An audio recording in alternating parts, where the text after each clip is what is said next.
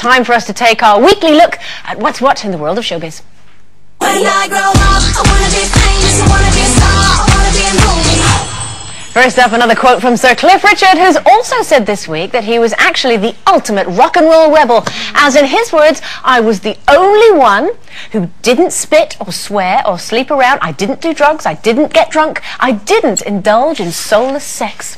So does that make Sir Cliff Richard the ultimate rock and roll rebel?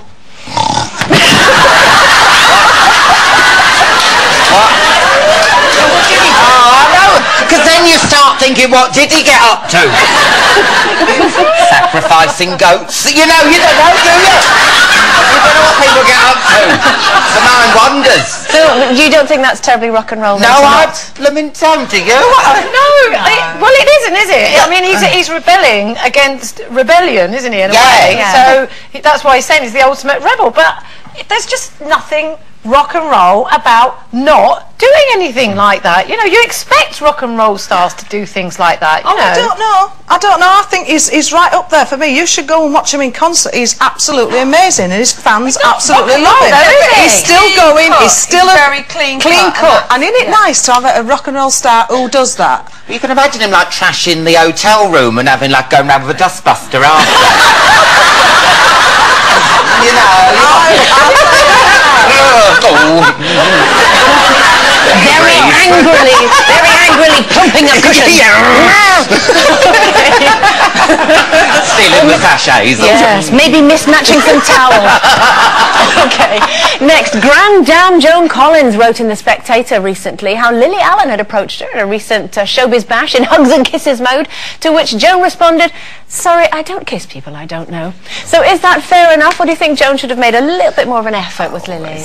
A little bit rude, isn't it, really? I mean, there's so many ways, isn't there, now? Do you go for, like, the air kiss, there's the two kisses and one, and then, like, we had Kanye West on the show, the rapper, and he was doing all this to me. It's like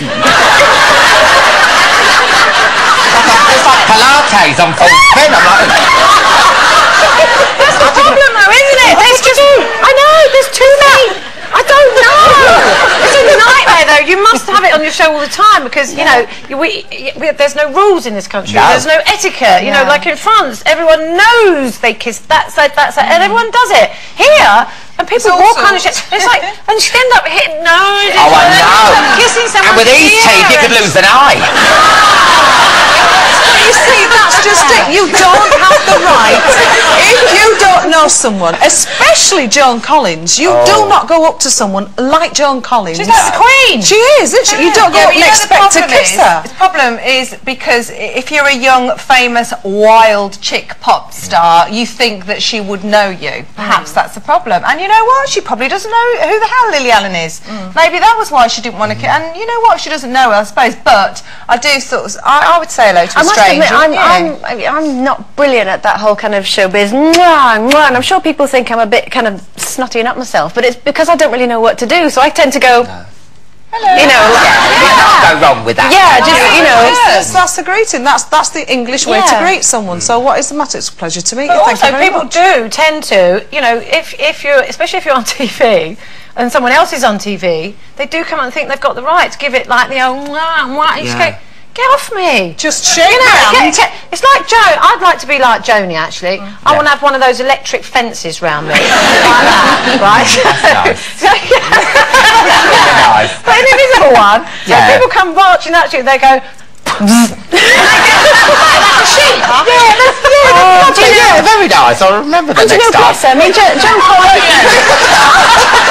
Collins is an icon as well, and maybe Lily was just a little bit, you know, in awe and a bit overexcited. Yeah. Now, finally, Cheryl Cole's pictured in this week's Heat magazine, having to do a little bit of a rearrangement in the underwear department. She had hungry bum syndrome. So basically, do we think that's a bit embarrassing? Do you think girls should, you know, unwedgie themselves in public? Or? Well, you got to do. You can't say if you're in like a meeting or something. Excuse me, I need to. I have a hungry bum. You know. Pull it out now, don't you know? This is having like ladylike is now. I can't see Jane do it. I had to do it the other day. I went to a very posh do. My friend Dawn Wood, and we were all going to this do on a helicopter, private helicopters. Wow. And, yeah, it was a lord, somebody, and I got out, and we all got up in our little high heels and our dresses, and I thought, my knickers are right up. Right up. Alan, what'd you do? As I was talking to the Lord, I had to. It was hurting. It was hurting. You've got to get it out if it's up there. Darling, that is so common. You can't do that. No. Not in front of a lord. I know, you just, the Lord. when you get out the helicopter, you just pull your dress down. You don't have to go right in and pull it all out. Oh, no, I'm with you. If it's up there, get it out. You can't have a proper conversation when you're going like that. You can have a proper conversation. Oh, then you've got your knickers up your ass. Well, if you're talking out your bum, you'll have a problem.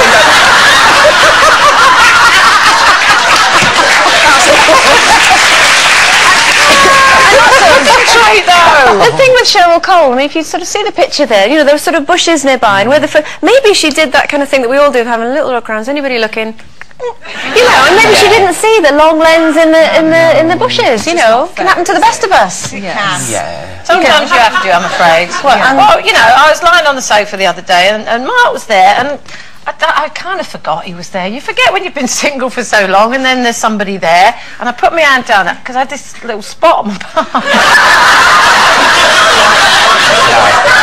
So unladylike. And I was just like, you know, scratching it a little bit, and he was looking at me, and I went, "What's up? You all right?" And he went, "Oh," he said, "You're just like a blurk, you are.